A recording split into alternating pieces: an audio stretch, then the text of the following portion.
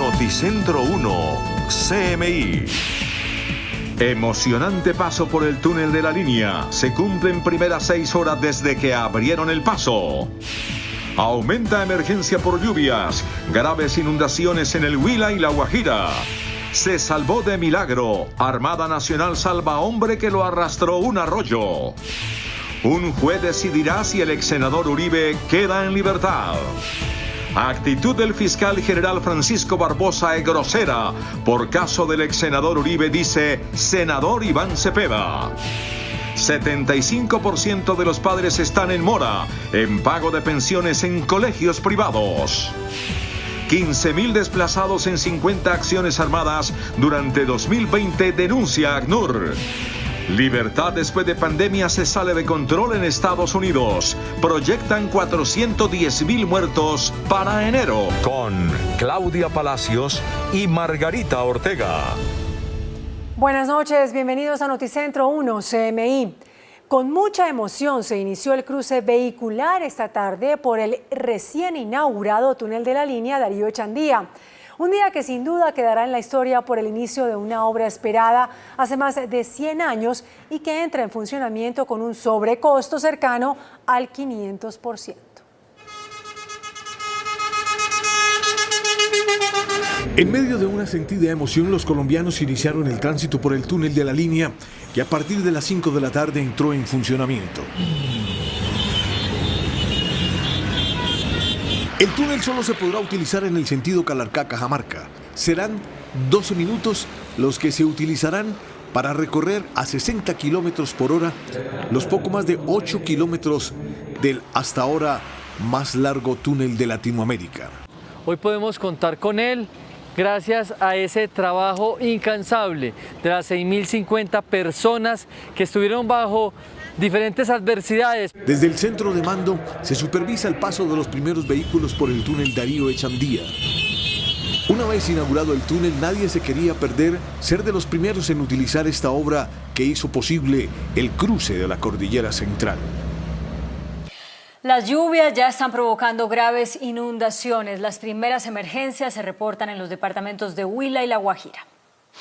Las fuertes lluvias de las últimas horas en el departamento del Huila generaron emergencias en los municipios de Acevedo y Suaza y el cierre de la carretera hacia Florencia, según el reporte del Consejo Departamental para la Gestión del Riesgo de Desastres. En Suaza se informó el desbordamiento parcial del río que afectó algunas viviendas y puentes rurales. En Acevedo se reportó el taponamiento de vías y crecientes súbitas. La Alcaldía Distrital de Riohacha informó sobre las afectaciones que han sufrido diferentes puntos en la capital de La Guajira. Son un total de 32 barrios, los cuales presentaron inundaciones que en algunos casos superaron el metro de alto. Según los informes, serían más de 250 familias las afectadas por las inundaciones que se presentan por las fuertes lluvias y la falta de un óptimo alcantarillado pluvial en el distrito de Riohacha. Milagroso rescate en Barranquilla. Un hombre fue arrastrado por un arroyo y fue rescatado por la Armada Nacional. Osvaldo Abello Rubio desafió la fuerte corriente del arroyo que atraviesa la escuela de suboficiales de la Armada Nacional en Barranquilla. El caudal aumentó y el hombre quedó en medio de la corriente y a punto de caer al cauce final que va al río Magdalena. Inicialmente voluntarios y luego personal de la Armada lo auxiliaron hasta ponerlo a salvo. Y lo iba a atravesar. Y cuando vine me arrastró y me quitó todo. Zapatos, calzoncillos, voces, 15.000 pesos, todo. Osvaldo sabía que no se podía enfrentar a la fuerte corriente y asegura que hizo un mal cálculo. Iba a rebuscarme, cuando vengo pasando para aquí para allá me lleva al arroyo. Aún conmocionado, el hombre no ocultaba su emoción y el agradecimiento a la Armada Nacional por el rescate. Esto fue la gente que me salvó, viva la Armada. Si no por ellos me hubiera muerto. Osvaldo contó con la fortuna de que fue visto por el personal de la Armada que custodiaba la institución. La Fiscalía le negó al expresidente Álvaro Uribe la solicitud de libertad presentada dentro del caso por presunta manipulación de testigos.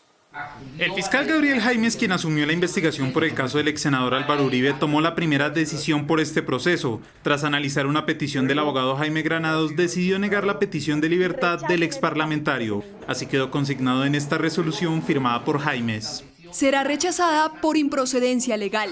Así las cosas, un juez tendrá que analizar la solicitud para revocar la medida de detención domiciliaria que el expresidente enfrenta en la finca El Ubérrimo. Las decisiones sobre el particular deben ser conocidas y decididas en audiencia preliminar por el juez competente. La Fiscalía iniciará con el análisis de las pruebas entregadas por la Corte Suprema que relacionan al exsenador con los delitos de fraude procesal y soborno por presuntamente intentar manipular la versión de los exparamilitares Juan Guillermo Monsalve y Carlos Enrique Vélez. Como una grosera y cínica actuación, calificó el senador Iván Cepeda la designación que hizo el fiscal general Francisco Barbosa del fiscal Gabriel Ramón Jaimes para que asuma el proceso contra el exsenador Álvaro Uribe.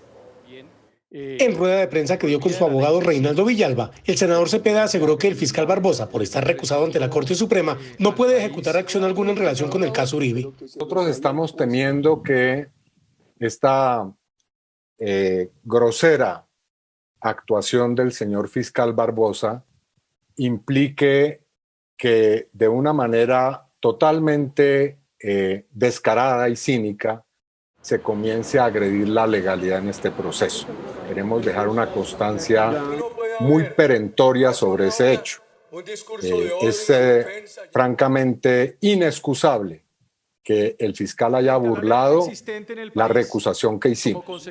Y esta misma tarde el senador Cepeda recusó también al fiscal Gabriel Ramón Jaimes, nombrado por Barbosa para que asuma el proceso contra el exsenador Álvaro Uribe. SOS en instituciones educativas de Bogotá. El 75% de los padres de familia no ha pagado las pensiones. Los colegios privados lanzaron un SOS al gobierno nacional y distrital. Dicen que las carteras en algunas instituciones superan el 70%. Padres que deben hasta 5 meses. Pero sí quiero pedirles el favor que no nos olviden. Detrás de la problemática de la educación privada hay una bomba de tiempo. Solicitamos a la ministra y solicitamos a la señora alcaldesa su apoyo con subsidios. Tras la reunión con la Secretaría de Educación de Bogotá, acordaron que el regreso a la presencialidad sea de manera voluntaria y como requisito se exigirá una carta firmada por los padres de familia. Donde él voluntariamente envía a su hijo a la institución, esto precisamente para evitar cualquier tipo de problema jurídico más adelante. La próxima semana se habilitará la página en la capital del país para que los colegios interesados en reabrir radiquen los protocolos. El regreso presencial dependerá de cómo se comporten las cifras de contagio en los próximos días.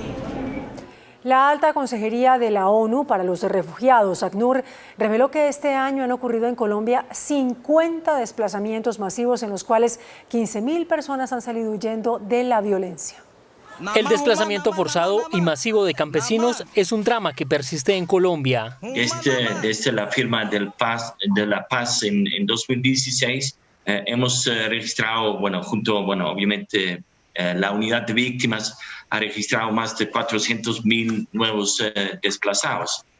Y también en este año estamos viendo nuevos desplazamientos. En el primer semestre registramos más de 15.000 o cerca de 15.000 personas afectadas por desplazamientos masivos.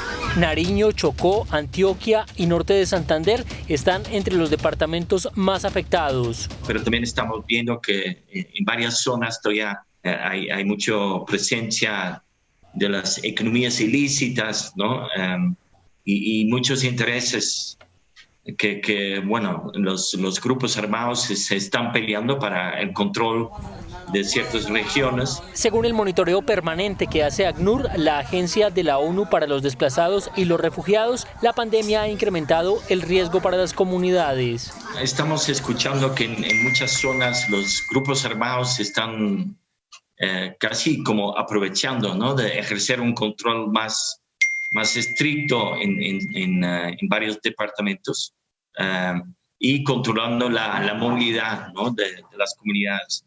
También estamos viendo en muchos departamentos lo que llamamos confinamientos. Los casos más recientes ocurrieron en las últimas horas en la región del Alto Baudó, departamento del Chocó, y en el Bajo Cauca, departamento de Antioquia. La Universidad de Washington advirtió que para enero habrán muerto en Estados Unidos 410.000 personas por cuenta del COVID-19. Tan solo a 3 meses de que se confirmara el primer caso de COVID-19 en China, Estados Unidos ya se posicionaba como el país con más contagios en el mundo. Hoy sigue liderando la lista con las peores cifras en contagios y fatalidades. A hoy la nación norteamericana tiene 6,3 millones de contagios y las muertes ya sobrepasan las 191.850. El panorama no es el más alentador para la nación, según un pronóstico de la Universidad de Washington. Más de 410.000 estadounidenses podrían perder la vida de aquí a enero de 2021, según las previsiones. Eso significa un promedio de más de 50.000 muertes mensuales en lo que resta del año. En la proyección anterior se esperaba que no fueran más que 35.000 fallecidos por mes. El mundo se acerca rápidamente al millón de contagios. Estos son los países más afectados por la pandemia. En el mundo son más de 26,7 millones los casos de coronavirus y las muertes ya sobrepasan las 878.000. Estados Unidos lidera la lista de países con el mayor número de contagios con 6,3 millones, seguido por Brasil con 4.091.801 contagios. En tercer lugar está India con 4.020.239 casos. Le sigue Rusia con 1.015.000 infectados. Perú es el siguiente con 670.145 enfermos. Y en sexto lugar está Colombia con 650.062 contagios. La fatalidad a nivel mundial por COVID-19 se acerca rápidamente al millón de muertes. Esta lista también está liderada por Estados Unidos con 191.850. Luego está Brasil con 125.584.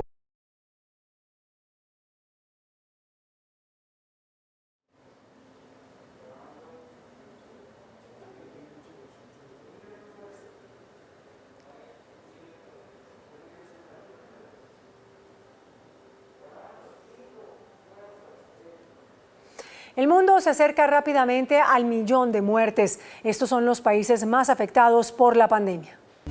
En el mundo son más de 26,7 millones los casos de coronavirus y las muertes ya sobrepasan las 878.000. Estados Unidos lidera la lista de países con el mayor número de contagios con 6,3 millones, seguido por Brasil con 4.091.801 contagios. En tercer lugar está India con 4.020.239 casos. Le sigue Rusia con 1.015.000 infectados. Perú es el siguiente con 670.145 enfermos. Y en sexto lugar está Colombia con 650.062 contagios. La fatalidad a nivel mundial por COVID-19 se acerca rápidamente al millón de muertes. Esta lista también está liderada por Estados Unidos con 191.850. Luego está Brasil con 125.584. En tercer lugar se encuentra India con 68.472. México ya registra 68.472 casos. Reino Unido tiene 41.626 e Italia 35.518. El candidato demócrata Joe Biden criticó al republicano Donald Trump por su ofensivo comentario sobre los soldados caídos en combate. De otra parte, la policía de Portland, Oregon, mató a un hombre mientras lo estaba arrestando y la Organización Mundial de la Salud pidió no nacionalizar la vacuna contra el COVID-19. Noticias del Mundo en Noticentro 1 CMI. El candidato demócrata a la Casa Blanca, Joe Biden, aseguró que Donald Trump no es apto para la presidencia en una sentida declaración en la que se refirió a un reporte que acusa al mandatario de despreciar a los caídos en combate durante la Primera Guerra Mundial, a quienes habría llamado perdedores. Biden aseguró sentirse asqueado con estas afirmaciones antiestadounidenses y entre lágrimas recordó a su hijo fallecido, Beau, quien sirvió en Irak y advirtió no era ningún tonto. El director general de la OMS pidió a los países de todo el mundo que unan sus fuerzas para hacer frente al COVID-19 y advirtió que el nacionalismo por las vacunas solo frenaría la respuesta a la pandemia. El organismo lidera un plan de asignación de vacunas para el mundo cuyo objetivo es ayudar a comprar y distribuir equitativamente las vacunas, pero algunos países han asegurado sus propios suministros a través de acuerdos bilaterales, sin pensar en las demás naciones. El presunto autor del tiroteo que la semana pasada cobró la vida de un simpatizante del presidente Donald Trump en medio de una protesta en Portland, Oregón, fue asesinado a tiros durante su arresto. El individuo, identificado como Michael Reinoel, de 48 años, quien supuestamente reconoció el homicidio, habría apuntado a los agentes con un arma de fuego, quienes respondieron con disparos. Trump habría pedido su inmediato arresto minutos antes de los hechos. Alan Cook, un francés de 57 años, aquejado de una enfermedad incurable, decidió abandonar sus tratamientos y difundir los últimos momentos de su vida a partir del sábado en directo en Facebook, después de que el presidente Emmanuel Macron le comunicara que no podía ayudarlo a morir. La Contraloría General advirtió sobre los largos plazos de hasta 20 años que se están tomando en la liquidación de entidades públicas como Electrificadoras o Caprecom. El ente de control reveló esta noche un estudio sobre los recursos que se invierten en esos procesos. El estudio de la Contraloría sobre el proceso de liquidación de entidades públicas revela que están en juego 2,26 billones de pesos. Señala que hay casos como el de Saludcop, en el que el pasivo de 3 billones supera el patrimonio que llega a 2,6 billones, con lo que no podrían honrarse las acreencias. También revela que la liquidación del Incoder podría tener efectos negativos en las finanzas públicas. En su informe, la Contraloría General llama la atención sobre los tiempos que se tardan algunas liquidaciones, incluidas Electrificadoras y Caprecom. A los amplios plazos de los negocios fiduciarios para la administración de los recursos de las entidades en liquidación deben sumarse los largos tiempos que se toman los liquidadores para finiquitar el proceso liquidatorio correspondiente, lo que lleva a que la duración total de dichos procesos supere los 20 años. En términos generales, el ente de control concluye que en las liquidaciones de entidades públicas hay más activos que pasivos, lo que podría convertirse en fuentes de liquidez para el Estado. Pérdidas por 8.000 millones de pesos diarios deja el paro en la mina El Cerrejón, en La Guajira, que ya completa 6 días y causa serias afectaciones a la economía de la región, mientras no se ven posibilidades de acercamiento entre los trabajadores y la empresa. Las pérdidas diarias de 8.000 millones de pesos que deja el paro en el Cerrejón fueron dadas a conocer durante una audiencia virtual en la Comisión Séptima de la Cámara. El sindicato denunció que la empresa quiere desconocer los derechos adquiridos. Le hemos dicho, Cerrejón, usted no puede hacer eso. Los derechos ya consagrados de los trabajadores en una convención, ni un juez se lo puede autorizar, ni el presidente de la República. Tiene que cambiar la legislación por vía de Congreso. Las autoridades de la región aseguran que el 45% del Producto Interno Bruto de La Guajira depende de la operación del Cerrejón. Por eso el ministro de Trabajo, Ángel Custodio Cabrera, pidió superar el tema de los turnos, punto más álgido de la confrontación. Porque ¿quién dice si el turno es bueno o malo, si afecta a la salud? Pues coloquemos a un tercero. Los representantes criticaron la participación del Cerrejón. Ha acumulado enormes, descomunales ganancias sacando nuestro carbón a precios de huevo. El Ministerio de Trabajo se ofreció como mediador para levantar el paro.